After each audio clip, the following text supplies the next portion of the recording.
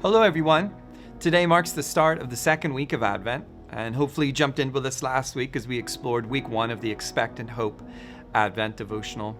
If you missed that, or perhaps you fell off halfway through, no worries. Today is a great day to get back into it, because today we start to consider the mission of the Messiah.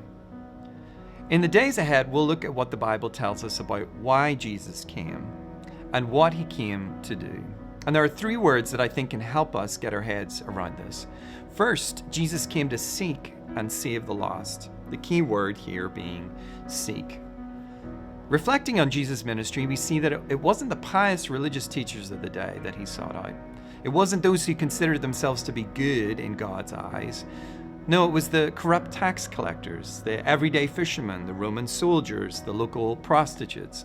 Even in the nativity story, the central characters are a poor young couple, socially scorned shepherds, and a trio of astronomers.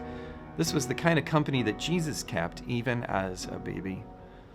Although his audience was varied, Jesus came with a central aim: to seek and save the lost, to save them from their sins and invite them into relationship with the living God.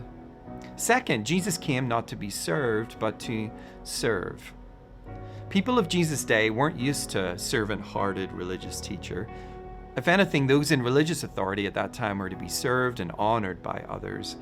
And yet Jesus came and established a new normal by teaching his disciples that if they wanted to be held in high regard in the kingdom, they should take the lowest place and be the servant of all. In John 13, we read one of the most remarkable moments in Jesus' 3 years of ministry when he washes the feet of his disciples. And through this act, he was pointing them toward a new pattern for life. As I have served you, so serve one another. Again, Jesus came not to be served, but to serve. And finally, Jesus came to suffer and die that we might live. This is in many ways the paradox of Christmas. We celebrate the arrival of Jesus as a baby, even though he is destined to die on our behalf.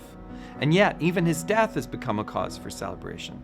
As the prophet Isaiah wrote some 700 years before Jesus' birth, the punishment that brought us peace was on him, and by his wounds we are healed. Because he suffered, we can find forgiveness, hope, and peace before God. So as we reflect on Jesus' mission this week, consider these 3 words. Jesus came to seek, he came to serve, and he came to suffer.